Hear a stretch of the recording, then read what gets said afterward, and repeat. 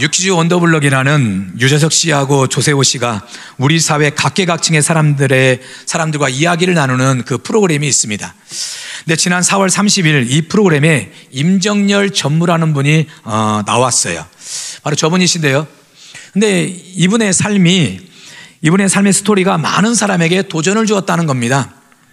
이분은 남편이 하는 일이 갑작스럽게 위기를 맞으면서 가정 형편이 너무 어렵게 되었습니다. 그래서 하는 수 없이 자신이 40 중반이 되어서 입주 청소와 가사 도우미, 우유 배달 등의 일을 하면서 생계를 끓일 수밖에 없었습니다. 남편의 수입이 하나도 없었으니까 본인이라도 벌어서 가정을 이끌어야 되니까 생애 처음으로 이런 일을 하다가 보니까 몸과 마음이 너무 힘들고 지치는 것입니다. 그런 어느 날 비가 억수같이 쏟아지는데 우유 배달을 하는 중에 이 배달 카트가 그만 넘어져 버렸어요. 쓰러집니다.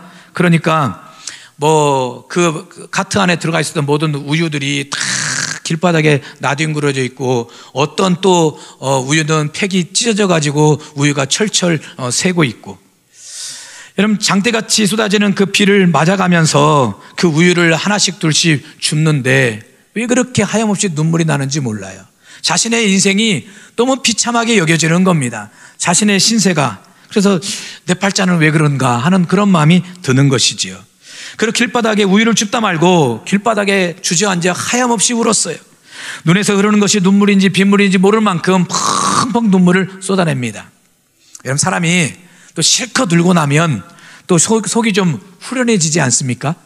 그렇게 마음이 어느 정도 안정이 되자 문득 이런 생각이 들더라는 겁니다. 내가 언제까지 이런 신세로 살아야 될까? 내 인생은 이렇게 끝이 나고 마는 것일까? 내가 우유 배달하고 가사 도우미를 하며 산들 과연 이 경제적 어려움에서 내가 벗어날 수나 있을까? 이렇게 살아서는 자신의 인생에 도저히 희망이 보이지 않더라는 겁니다. 그럼 내가 이 나이에 이 40 중반이 되어가지고 이 나이에 내가 할 수 있는 일이 과연 무엇일까? 무엇을 해야 이 지긋지긋한 고통에서 내가 벗어날 수 있을까? 그러다 문득 자격증을 좀 따볼까? 자격증을 좀 취득해야 되겠다라는 생각을 하게 됩니다.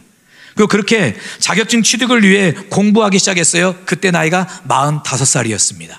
45세. 여러분 아직 45세 안 되신 분들은 지금도 늦지 않았습니다.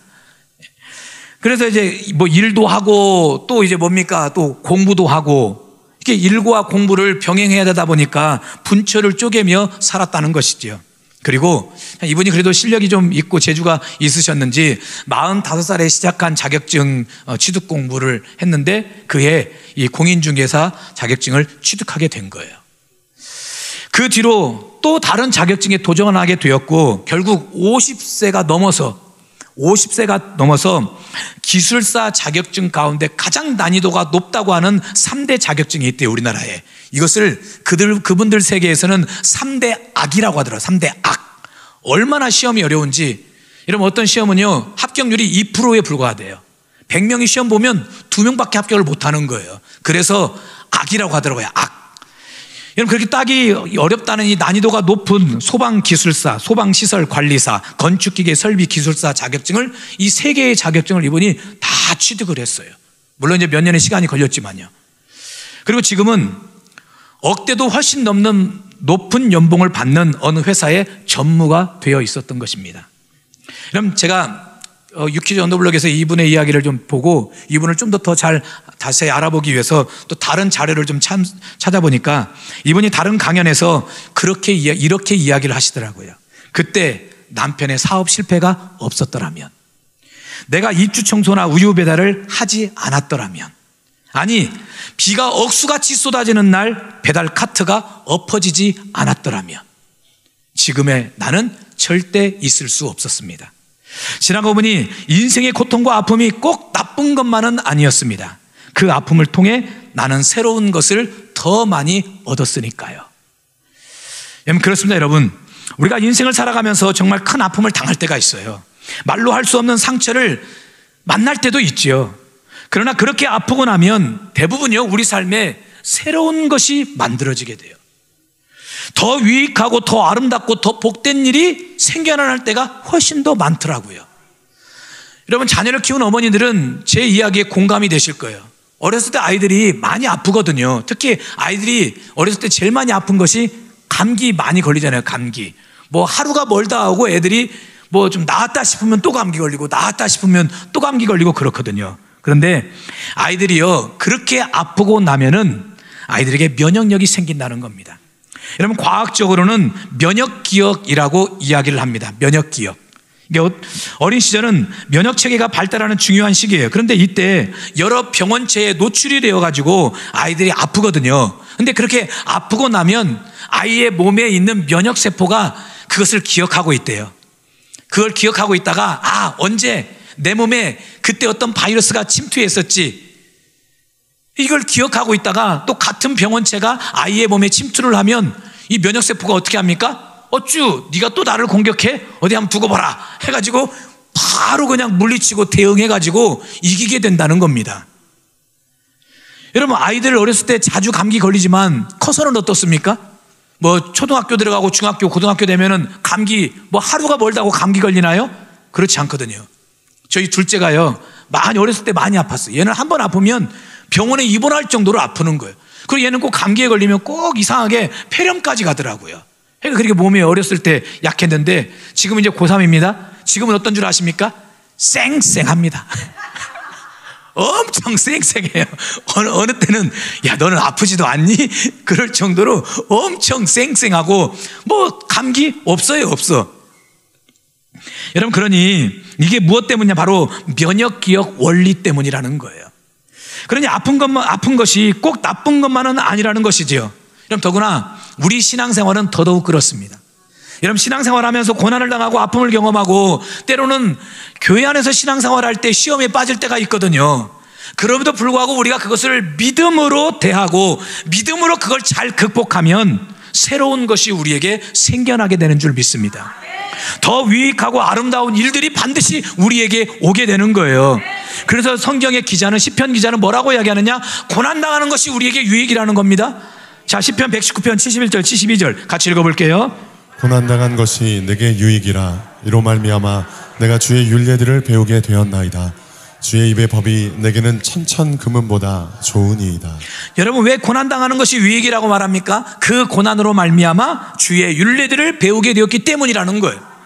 여러분, 다시 말해 고난이 우리를 하나님의 말씀 앞으로 계속 이끌어 나간다는 것입니다. 여러분, 하나님의 말씀이 얼마나 위대한 힘이 있습니까? 얼마나 위대한 능력이 있습니까? 오늘 시편 119편 말씀을 보니까 천천 금은보다 더 좋은 것이 하나님의 말씀이라는 거예요. 와, 요즘 금값 장난 아니대요. 금값이 한 80만 원까지 막 오르고 막, 이러면 어떤 전문가는요, 앞으로도 금값이 150만 원까지 오른대요. 그러니 금 안 파시면은 아직 팔 때가 아닌 것 같아요. 여러분, 금과 은이 얼마나 귀합니까? 그러나 그 금보다도 은보다도 더 좋은 것, 더 귀한 것이 무엇이래요? 하나님의 말씀이래요. 그러니 하나님의 말씀 앞에 서 있는 인생이라면 그 인생이 얼마나 복이 있는 인생이고 은혜가 있는 인생이겠습니까? 근데 그런 말씀으로 우리를 이끌어가는 것이 무엇이냐? 바로 고난이라는 거예요. 어려움이라는 것이지요. 그러니 고난이 우리에게 유익이라는 것입니다. 다시 말해 고난을 믿음으로 잘 극복하면 반드시 새로운 것이 우리들에게 생겨나게 된다는 거예요. 오늘 말씀의 제목이 무엇입니까? 아픔은 그냥 지나가지 않습니다라는 제목이거든요. 여러분, 아픔이라는 것은 그냥 지나가질 않아요. 반드시 우리에게 면역력을 주거든요. 바로 우리에게 새로운 것을 줘요. 여러분, 바로 오늘 본문이 이와 같은 내용입니다. 이제 예수님께서는 머지않아 십자가에 죽으실 거예요. 그 사건으로 말미암아 제자들이 곡하고 애통하는 때가 오게 된다는 것입니다. 그리고 근심하고 또 근심하게 되는 때가 오게 된다는 거예요. 그런데 우리 예수님 뭐라고 말씀하시느냐? 그 애통과 근심이 도리어 나중에 무엇이 된다고 했냐? 기쁨이 된다고 했어요. 자, 20절 말씀을 같이 한번 읽어볼게요. 내가 진실로 진실로 너희에게 이르노니 너희는 곡하고 애통하겠으나 세상은 기뻐하리라. 너희는 근심하겠으나 너희 근심이 도리어 기쁨이 되리라. 자, 그러면서 우리 예수님께서 이 이야기를 보충 설명하기 위해서 여자의 해산을 비유로 드셨어요. 해산을 앞두고 있는 여자들, 엄마들, 예비 엄마들 얼마나 마음에 근심이 가득합니까? 뭐 드라마에 보니까요, 출산을 임박해 놓고 그 분만실에 들어가기 전에 잠깐 대기실에 있을 때, 와, 그때는 드라마 보니까 뭐 여자분들이 뭐 남편 머리카락을 자꾸 막 뭐라고 하냐면 이 나쁜 놈아! 이 나쁜 놈아! 막 그러던데 하여간 그때는 남편분들 잘못 보였다가는 평생 고통 속에 살 수 있거든요. 이게 얼마나 고통스러우면 그렇습니까? 그런데 그랬던 엄마가요, 출산하고 나면 간호사님이 어머니, 산모님 축하해요. 아들이에요, 딸이에요. 그러면은 아이를 주잖아요. 그러면 그 아이를 보면서 아이고, 엄마라고 해봐. 이제 태어난 애가 엄마라고 어떻게 말합니까? 그런데도 엄마라고 해봐. 네가 엄마에게 와줘서 너무 고맙다고 얼마나 더 좋아하는지 몰라요. 조금 전까지만 해도 남편 머리카락을 잡고 이 나쁜 놈아 하던 그 사람이 출산하고 난 뒤에는 그 고통을 싹 잊어버려요. 여러분, 그런 것처럼 제자들은 예수님이 십자가에 죽으심으로 인하여 잠시 근심할 것이라는 거예요. 고통하고 애통하고 또 근심하고, 그러나 그 일 후에 부활의 영광을 맛보고 더욱이 구원의 은혜를 얻게 되었으니 기뻐하게 될 것이라는 겁니다. 또 더 나아가서 우리 예수님께서 하늘로 승천하시고 올라가시거든요. 더 이상 예수님을 볼 수 없기 때문에 때로는 고통하고 애통이 있겠지만, 근심할 수 있겠지만, 그러나 그 예수님이 하늘로 가시면서 우리에게 누구를 보내주셨느냐? 보혜사 성령님을 보내주셨어요. 그리고 우리는 그 성령을 통해서 예수님을 또 다른 방법으로 만나게 되었으니, 여러분, 오히려 이전 기쁨보다도 더 큰 기쁨이 제자들에게 있게 된 것입니다. 그리고 주님이 주셨던 그 기쁨은 오늘 말씀해 보니까 그 누구도 그 어떤 것도 빼앗지 못하는 기쁨이라는 거예요. 할렐루야. 그렇게 여러분, 아픔은 그냥 지나가지 않고 아픔 뒤에는 반드시 더 나은 은혜, 더 나은 축복을 얻게 되니 아픔이 때로는 우리에게 유익이라는 것입니다. 자, 오늘 21절 22절 말씀을 같이 한번 읽어볼게요. 여자가 해산하게 되면 그때가 이르렀으므로 근심하나 아기를 낳으면 세상에 사람 난 기쁨으로 말미암아 그 고통을 다시 기억하지 아니하느니라. 지금은 너희가 근심하나 내가 다시 너희를 보리니 너희 마음이 기쁠 것이요 너희 기쁨을 빼앗을 자가 없으리라. 여러분, 오늘 우리도 마찬가지입니다. 우리 인생에 언제나 좋은 일만 있으면 얼마나 좋겠어요. 여러분, 그렇지 않습니까? 여러분, 늘 형통한 일만 가득하면 얼마나 좋겠습니까? 사업이 항상 잘 되고, 또 가정이 언제나 평안하고, 직장에서 괴롭히는 사람 설령 있어도 하루 기도했는데 하나님이 다른 곳으로 옮겨버렸어요. 그래서 그러면 얼마나 참 좋겠어요? 교회 생활이 편하고 즐겁기만 하면 얼마나 좋겠습니까? 그런데 원치 않는 인생살이의 고통이 누구에게나 다 있기 마련이에요. 또 교회 생활에서도 쓸데없는 오해와 편견으로 인한 불편함이 있을 때가 참 많아요. 그럴 때는 우리 마음이 너무 괴롭고 고통스럽지요. 내가 이러고도 예수를 믿어야 되나? 내가 이러고도 교회에 와서 사명을 감당해야 되나? 그런 생각이 들 때가 있어요. 그러나 여러분, 그래도 그 아픔을 참고 견디고 극복하면 반드시 우리에게 새로운 것이 와요. 좋은 것이 와요. 은혜가 오고 축복이 오고 주님의 위로와 안위하심의 축복, 우리의 마음이 감동되는 하나님의 놀라우신 사랑이 우리에게 오게 되어 있어요. 최근 조사에 따르면요, 포춘이 선정한 전 세계 500대 그 CEO들, 이 500대 안에 들어가는 그 CEO들을 연구해 보니까, 조사해 보니까 이 500대 CEO의 52%가요 중하위층이나 빈곤층 출신이라는 것입니다. 뭐 소위 말해서 스펙이 좋은 사람, 가정 형편이 좋았던 사람이 아니라는 얘기예요. 또 인류의 리더 300명, 우리가 알 수 있는 아주 유명한 인류의 리더 300명을 조사해 보니까 이분들 75%가요 다 어린 시절 가난한 가정에서 자랐거나 아니면 어린 시절 학대를 받았거나 상처와 아픔을 경험한 사람들이라는 것입니다. 그리고 그들은 하나같이 이렇게 말한대요. 그때 그 시절 그 고통과 아픔이 없었더라면, 그때 어려움을 겪지 않았다면, 고난이 내게 닥치지 않았다면 오늘 이 자리에 나는 없었을 것이라는 거지요. 여러분, 이런 사실이 고난과 아픔이 축복을 가져온다는 확실한 증거 아니겠습니까? 우리 여자분들, 여성분들 진주 좋아하시죠? 진주. 아마 집에 진주 목걸이, 반지, 뭡니까? 팔찌, 귀걸이, 코걸이는 있으려나 모르겠습니다. 아마 하나쯤은 다 가지고 계실 거예요. 여러분, 세상에서 가장 큰 진주가 어떤 진주인 줄 아십니까? 저 오늘 설교 준비하면서 자료를 찾아보니까요, 바로 기가펄이라는 자연산 진주래요. 바로 저 진주래요. 여러분, 저 진주가 세계에서 가장 큰 진주, 무게만 해도 27kg이에요.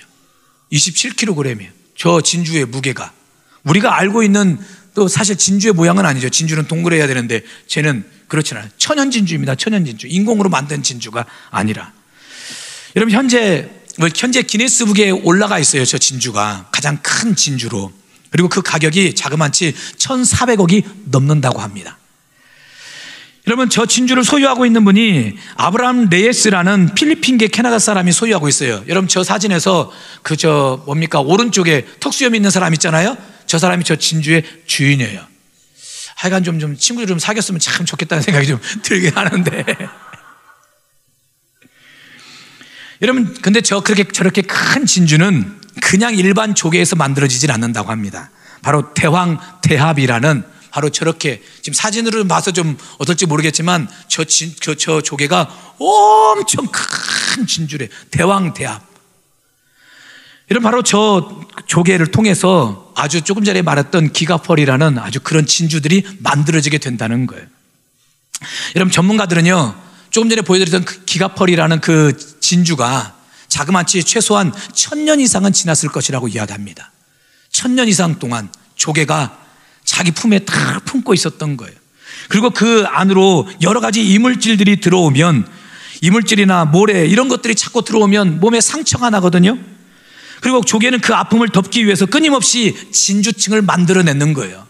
그렇게 이제 진주층이 쌓이다가 여러분이 그토록 좋아하는 진주로 나오게 되는데, 여러분, 1000년 동안을 그 수많은 고통과 아픔의 시절을 보내고 나니까 어떻습니까? 세계에서 가장 큰 진주로 탄생되게 되었어요. 그러니 성경 말씀처럼 고난당하는 것이 때로는 우리에게 유익이 되는 거예요. 오늘 여러분에게는 어떤 고난이 있으십니까? 어떤 아픔이 여러분에게 있습니까? 여러분의 마음을 지금 짓누르고 있는 상처는 과연 무엇입니까? 여러분, 그것은 오히려 주님의 위로를 가져오게 하는 동기가 되는 줄 믿습니다. 아픔과 상처로 인해 하나님의 일하심을 경험하게 되는, 은혜를 맛보게 되는 축복의 통로가 되는 줄 믿습니다. 여러분, 기억하십시오. 아픔은 그냥 지나가질 않습니다. 아픔이 지나고 나면 반드시 새로운 것이 우리에게 생겨나요. 새로운 은혜, 더 나은 축복이 우리에게 주어지게 되어 있는 거예요. 그러니 오늘 저 여러분 모두에게 이런 놀라운 은혜와 축복이 가득 넘치시길 주님의 이름으로 축원합니다. 아멘. 날이 저물어 갈 때,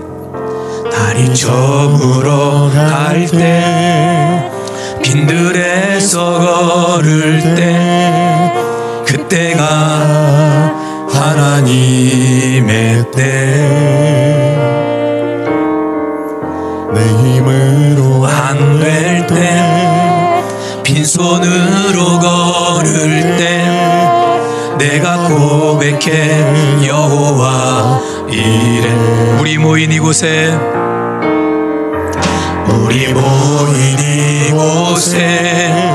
주님 함께 계시네. 누리네 아버지 은혜. 적은 떡과 물고기 내 모든 걸 드릴 때 모두 고백해 여호와. 그때가 하나님이 우리를 위해 일하시는 때인 줄 믿습니다. 주가 일하시네, 주가 일하시네. 주께 아끼지 않는 자에게 주가 일하시네, 주가 일하시네. 신뢰하며 걷는 자에. 다시 한번 올라갑니다. 주님, 우리를 위하여 일하여 주옵소서. 일하시네, 주가 일하시네. 주께 아끼지 않는 자에게 주가 일하시네, 주가 일하시네. 신뢰하며 걷는 자에게. 할렐루야. 자, 그러면 우리가 어떻게 아픔을 견딜 수 있을까요? 아픔을 치유하며 그 아픔을 통하여 어떻게 새로운 은혜, 새로운 축복을 경험할 수 있을까요? 첫째, 아픔과 상처 속에서도 하나님의 음성을 사모해야 돼요. 오히려 아픔과 상처가 있으면 우리가 하나님의 음성을 더 들어야 되는 거예요. 많은 사람이 고난을 당하고 상처를 받으면 포기부터 하려고 합니다. 마음에 상심이 가득한 채 그냥 주저앉고 싶어 해요. 특별히 교회 생활에서는, 신앙생활 중에는 더더욱 그렇습니다. 신앙생활하면서 인간관계의 불편함이나 누군가에게 비난을 받으면 모든 것을 포기하고 싶어 해요. 야, 내가 이런 욕을 먹으면서까지 이 교회에서 이렇게 신앙생활 해야 되나? 내가 이런 취급을 받으면서까지 여기에 이렇게 남아있어야 되나? 뭐 교회가 뭐 성천교회 하나만 있는 것도 아니고 여기저기 참 많이 있는데, 이런 생각이 드는 거예요. 그래서 그렇게 열심히 전도했던 사람이 전도를 안 합니다. 예배를 빠져요. 기도도 안 하고 헌신도 봉사도 다 내려놓습니다. 그럼 마음이 완전 상심이 되니까 그렇겠지요. 그러나 그때 우리가 들어야 되는 음성이 있어요. 바로 하나님의 음성이에요. 여러분, 하나님의 음성은 우리에게 어떻게 들려집니까? 바로 말씀을 통해서 들려지거든요. 말씀이라는 형태를 통해서 하나님의 음성이 우리에게 들려져요. 여러분, 우리가 하나님의 음성을 들어야 된다고 했다고, 여러분 뭐 사랑하는 딸아, 뭉게구름 쫙 피어오르고 막 사랑하는 아들아, 여러분 이런 음성 여러분 기대해본들 평생 이 음성 듣지 못할 수도 있어요. 바로 말씀을 통해서 주님이 우리에게 음성을 들려주세요. 말씀을 통해서 하나님의 음성, 하나님의 소리가 우리에게 들려져요. 오늘 본문에서 주님은 분명 우리에게 이렇게 말씀하고 계십니다. 자, 20절을 다시 읽어봅니다. 시작. 내가 진실로 진실로 너희에게 이르노니 너희는 곡하고 애통하겠으나 세상은 기뻐하리라. 너희는 근심하겠으나 너희 근심이 도리어 기쁨이 되리라. 22절 말씀도 봅니다. 지금은 너희가 근심하나 내가 다시 너희를 보리니 너희 마음이 기쁠 것이요 너희 기쁨을 빼앗을 자가 없으리라. 주님이 어떻게 말씀하십니까? 곡하고 애통하고 근심하는 때가 있지만 도리어 그 근심이 기쁨이 되는 때가 있다는 거예요. 그리고 그 기쁨은 누구도 빼앗을 수 없는 엄청난 기쁨이라는 것입니다. 이는 무슨 뜻입니까? 상상할 수 없는 기쁨. 그 상상할 수 없이 기뻐할 만큼의 기쁨이 우리에게 반드시 찾아오게 된다는 거예요. 여러분, 이렇게 소망이 되고 위로가 되고 힘이 되는 주님의 음성을 우리가 들어야 될 줄 믿습니다. 여러분, 사실 우리가 힘들고 어려울 때 보세요. 힘들고 어려울 때 우리를 힘들게 하는 소리를 자꾸 들어보십시오. 그럼 어떤 마음이 듭니까? 진짜 죽고 싶은 마음밖에 안 들거든요. 그렇잖아도 지금 정신이 혼란스럽고 마음이 답답하고 힘들고 어려운데 부정적인 소리를 듣고 안 좋은 소리를 듣고 자꾸 우리 마음을 힘들게 하는 소리를 자꾸 듣다 보면, 야, 이런 세상 내가 살아서 뭐하나, 차라리 죽고 싶은 마음밖에 안 들거든요. 그러나 반대로 그때 그래도 내가 힘들고 어렵지만 그래도 내게 위로가 되는 소리, 힘이 되는 소리, 격려가 되는 소리, 그 음성을 들으면 어떻습니까?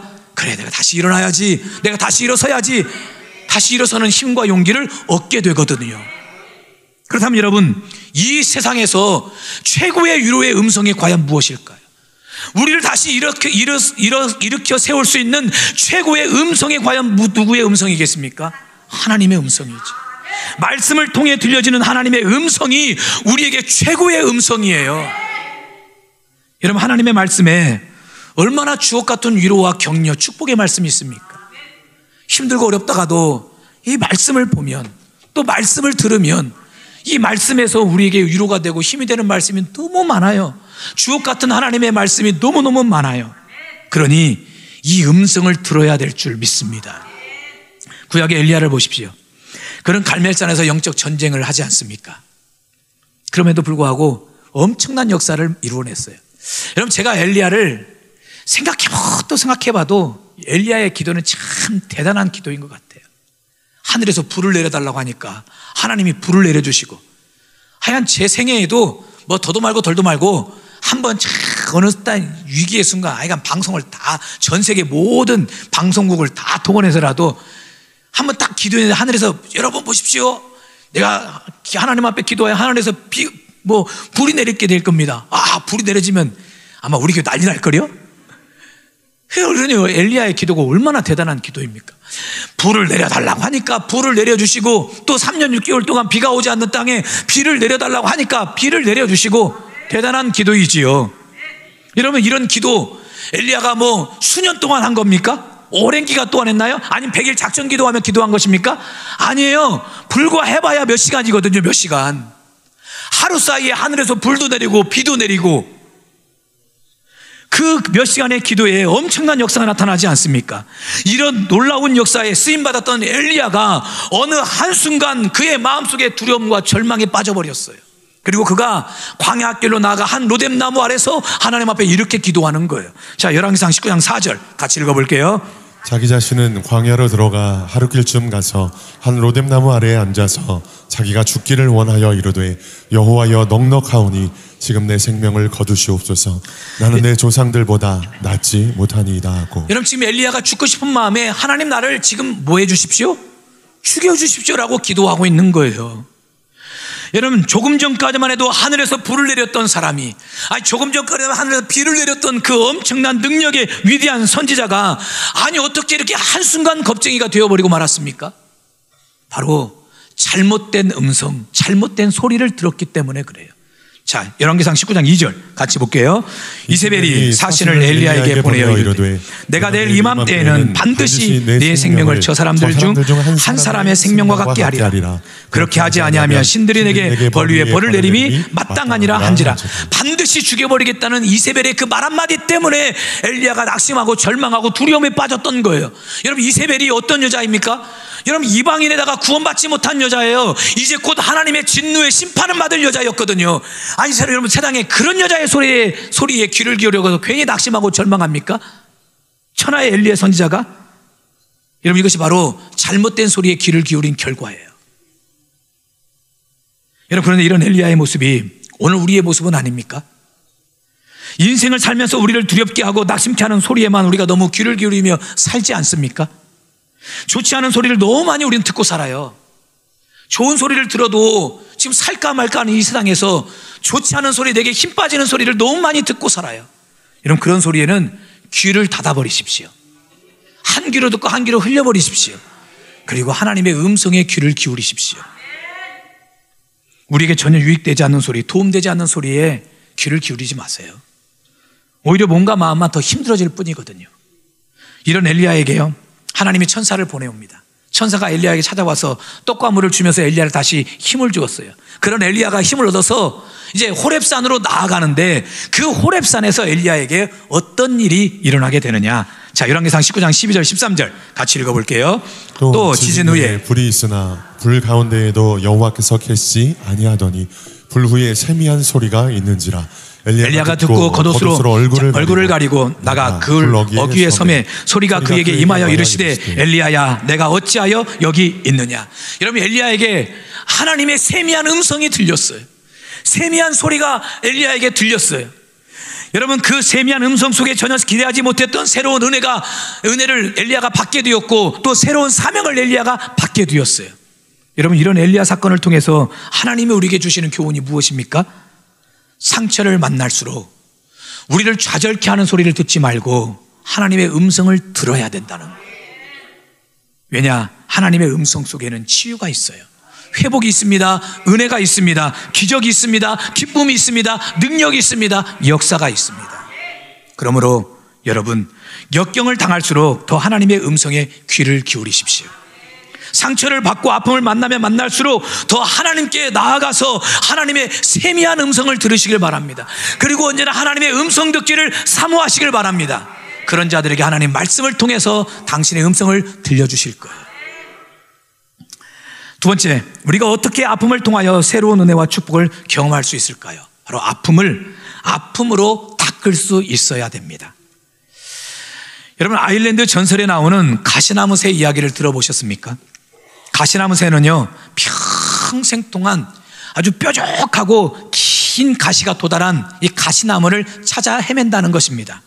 그러다가 마침내 그런 가시나무를 만나게 되면 그 가시에 자신의 심장을 자꾸 쿡쿡 찌르는 거예요. 새가 그 가시에 자신의 심장을 막 찔러요. 그러면 이제 심장이 뚫렸으니까 새가 죽어가겠지요? 근데 죽어가는 그때 이 가시나무새는 생애에서 가장 아름다운 노래를 부르게 된다는 겁니다. 그 이전까지 불렀던 노래는 비교조차도 되지 않는 바로 생애에서 가장 아름다운 노래, 그리고 그 아름다운 노래 한 번을 위해서 가시나무새는 평생을 뾰족한 가시나무를 찾아 헤매는 거예요. 여러분, 저는 이 이야기를 우리 인생과 신앙에 한번 비추어 생각을 해봤으면 좋겠어요. 여러분, 사람은 누구나 원하든 원하지 않든 한 마리의 가시나무새와 같아요. 우리의 인생길에는 수많은 가시가 기다리고 있거든요. 어떤 사람에게는 그것이 물질일 수 있습니다. 물질 때문에 마음이 찔리고 아픔을 겪을 때가 있어요. 어떤 사람에게는 출세와 성공이 가시가 될 수도 있습니다. 출세하고 성공하기 위해서 높이 오르려고 열심히 노력했지만 오히려 넘어지고 쓰러지고 무너지고 자빠져서 그 과정에서 깊은 상처와 아픔을 경험할 때가 있거든요. 또 어떤 얘기는 남들이 감히 따라올 수 없는 업적과 지식을 쌓아보겠다고, 근데 오히려 그것이 나에게 더 큰 상처와 아픔을 주는 때가 있어요. 그러나 중요한 것은요, 그렇게 가시에 찔렸을 때 그 아픔을 우리가 어떻게 받아들이느냐가 중요한 거예요. 여러분, 가시나무새는요, 가시에 찔려 죽어가지만 그 아픔을 한탄하거나 원망으로 끝내질 않았습니다. 오히려 어떻게 합니까? 그 아픔을 노래로 바꾸었어요. 생애에서 가장 아름답게 불려지는 노래로 바꾸었어요. 죽음 앞에서조차 가장 아름다운 노래를 불렀어요. 여러분, 이것이 바로 우리가 배워야 될 인생의 지혜인 줄 믿습니다. 우리의 인생에도 수많은 가시가 있잖아요. 때로는 관계의 아픔, 실패의 아픔, 질병의 아픔, 배신의 아픔이 우리를 콕콕 찔러들 때가 있어요. 그것 때문에 너무 괴로울 때가 있어요. 눈물 날 때가 참 많아요. 그러나 그 아픔을 원망과 불평으로 마무리하지 마십시오. 그 아픔을 통해 여러분, 새로운 노래를 부르십시오. 믿음의 노래를 부르십시오. 감사의 노래를 불러야 되는 거예요. 실제로 우리 찬송가의 많은 찬송가, 그리고 복음성가의 배경을 보면은요, 대부분 깊은 아픔의 자리에서 아주 주옥 같은 찬송가, 또 복음성가가 탄생된 것을 우리는 알 수가 있어요. 제가 참 개인적으로 좋아하는 찬양이기도 하고 우리 성도들과 좀 부르기도 하는 찬양인데요, 내 주를 가까이 하게 함은 찬송가지요. 여러분, 이 찬송을 작사한 사람이 세라 플러 애덤스라는 분입니다. 바로 저분이신데요, 여러분, 이 사람이 1805년 영국에서 태어나 어른이 되었을 때, 성인이 되었을 때 그 당시 영국 최고의 여배우가 됩니다. 당시 그녀의 연기를 보기 위해서는요, 이제 옛날에는 이제 표를 끊고 이제 극장에 가서 연기를 보고 이제 그랬지 않았겠습니까? 그러니 그 표를 끊기 위해서는 새벽부터 줄을 섰어야 된대요. 새벽부터 줄을 서야 그것도 보도시 그녀의 연기를 볼 수 있는 티켓을 얻을 정도로 대단히 인기 있는 여배우였어요. 그런데다가 1834년 당시 인기 논객이었던 윌리엄 애덤스라는 사람하고 결혼을 하면서 더 많은 사람들에게 이목을 집중시키는 그런, 소위 말해서 성공한 사람이었지요. 그런데 그렇게 승승장구하던 그녀에게 갑작스러운 어려움이 닥칩니다. 바로 심각한 폐결핵을 앓게 된 겁니다. 근데 그녀의 어머니도 폐결핵으로 돌아가셨지요. 그리고 그녀의 언니도 폐결핵으로 죽었거든요. 결핵으로 죽었는데 바로 이 세라도 결핵이 걸린 거예요. 세라의 아름다운 외모는 이제 질병으로 점점 시들해져 가고, 이제 병에 걸리다 보니까 지금까지 막 그렇게 수많은 사람이 찾아오고 응원하고 그랬는데 한순간 찾아오는 사람도 없이 외롭고 고독하고 쓸쓸한 인생이 되고 말았지요. 그런 어느 날 자기 침대 옆에 놓여 있는 탁자 위에 성경책이 있는 걸 발견하고 이 성경책을 손에 잡습니다. 그리고 그 옛날 엄마가 어렸을 때 성경책 읽어주시던 그때가 생각이 나서 성경을 읽기 시작했어요. 여러분, 창세기 말씀을 읽는 중에 야곱이 형으로부터 쫓기는 몸이 되어서 외삼촌 집으로 도망가는 때가 있지 않았습니까? 창세기 28장에. 여러분, 그때 여러분, 베델에서 야곱이 하나님을 만나지 않습니까? 이때 야곱은 어떤 상황이었냐면 해결책이 없었어요. 그의 인생에 해결의 방법이 없었을 때였거든요. 그런데 그때 하나님의 음성을 듣고 야곱은 새로운 인생을 살게 되거든요. 여러분, 이 말씀에 이 세라가 큰 감동과 은혜를 받아요. 그리고 비록 내 이 육신은 질병으로 인해서 더 이상 내 육신의 꿈과 세상의 꿈은 다 사라져 버렸지만 이제 하나님을 더 사랑하겠다는 새로운 영적인 꿈을 꾸게 됩니다. 그리고 주님 품 안에서 항상 내가 언제 죽을지 모르지만 죽는 그 순간까지 내가 주님 품 안에서 살다가 가리라, 이런 거룩한 영적 꿈을 갖게 되었어요. 그런 감동이 밀려왔을 그때에 그녀가 이제 기록했던 시가 바로 내 주를 가까이 하게 함은 십자가 짐 같은 고생이라. 내 일생 소원은 늘 찬송하면서 주께 더 나가기 원합니다 라는 이 찬송시였어요. 그리고 이 시를 쓴 뒤에 세라는 7년 후인 43살에 아주 젊은 나이에 이 결핵으로 이제 죽고 맙니다. 그러나요, 이 찬송이 개인적인 큰 슬픔 속에서 지은 곡이지만 지금도 보십시오. 지금까지도 전 세계 수많은 그리스도인들에게, 성도들에게 그 입술을 통해 불려지는 이 찬송을 통해 얼마나 많은 위로와 소망과 힘을 얻습니까? 여러분, 이 곡이 더 유명해진 것은요, 타이타닉이라는 그 영화에서 이 마지막 그 죽음 직전에 여러분 바이올린이나 여러 악기공들이 이 곡을 연주하면서 더 유명해졌거든요. 여러분, 아픔을 피할 수 없는 인생이, 아픔을 피할 수 없는 것이 인생이라면 그 아픔을 어떻게 다루느냐가 인생을 지혜롭게 살아가는 거예요. 여러분, 아픔을 피하려고 하지 마십시오. 아픔을 피한다고 피해지는 것이 아니에요. 누구에게나 다 아픔은 있기 마련이에요. 아니, 신기합니다. 피하면 피할수록 이게 더 아프네요. 더 막 다가오네요. 평소에는 아무 생각 없을 때는 안 오던 아픔도 오지 말라고 하면 뭐 더 따라오고. 그러니 아픔을 피하려고 하는 것이 아니라 이 아픔을 어떻게 다루느냐가 중요한 거예요. 아픔을 노래로 바꾸십시오. 상처를 찬송으로 바꾸는 것이 우리의 믿음인 줄 믿습니다. 그때 우리의 삶은 단순히 눈물로 끝나지 않고 하나님께서 반드시 하나님께 영광 돌리는 영롱한 노래가 되도록 축복해 주실 거예요. 여러분, 아픔은 그냥 지나가질 않습니다. 반드시 우리에게 새로운 것을 만들어내고 지나가는 거예요. 더 나은 은혜, 더 나은 축복을 만들어내고 지나가는 거예요. 그렇다면 우리가 하나님 앞에 아픔을 아픔으로 닦는 것이 과연 무엇일까요? 그것은 바로 십자가로 나오는 거예요. 십자가로 나오고 주님 앞에 나와서 펑펑 우는 것이 아픔을 아픔으로 닦는 것이에요. 여러분, 수많은 가시로 인해 마음이 찔려서 아프고 눈물이 날 때 우리는 그 가시를 가지고 십자가로 나와야 돼요. 그리고 주님 앞으로 나와야 돼요. 그리고 주님 앞에서 울어야 되는 거예요. 주님, 나 너무 힘들어요. 나 너무 고통스러워요. 나 너무 괴로워요. 정말 죽을 것만 같아요. 나를 도와주세요. 내게 은혜를 주세요. 나를 불쌍히 여겨주세요. 그리고 주님 앞에서 펑펑 울다 보면, 그렇게 가시에 찔리고 있다면, 주님 앞에 나온다면 주님이 우리의 그 모든 아픔을 은혜로 더 새로운 것으로 바꿔주세요. 지금 여러분이 어떤 가시에 찔리고 계십니까? 그 가시에 찔리고 있다면 십자가로 나오라는 주님의 사인입니다.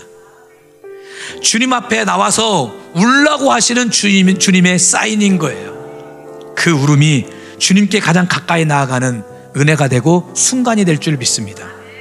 그러면 그 울음이 반드시 우리에게 기쁨이 되고 축복이 되고 은혜가 되도록 하나님이 바꿔주실 거예요. 우리 인생은 다시 일어설 수 있는 힘을 얻게 되고 그 눈물은 새로운 노래와 기적을 빚어내게 될 것입니다. 이것이 바로 아픔을 아픔으로 닦아내는 거예요. 이제 아픔 앞에서, 상처 앞에서, 고난 앞에서 주님의 음성에 귀를 기울이십시오. 세상의 시끄러운 소리, 여러분의 마음을 더 불편하고 힘들게 하는 소리를 듣지 마시고 오직 주님의 음성에만 귀를 기울이십시오. 그리고 아픔을 아픔으로 닦아내십시오. 눈물 날 일이 있거든, 힘들고 어려운 일이 있거든 십자가 밑에 나오고 주님 앞에 나오고 예배의 자리에 나와서 주님께 울고 또 우십시오. 그러면 주님 반드시 그 눈물을 기쁨으로 바꿔주실 거예요. 이런 놀라운 은혜와 축복이 오늘 여러분의 삶 속에 또 우리 교회 안에 가득 넘치시길 주의 이름으로 축원합니다. 아멘.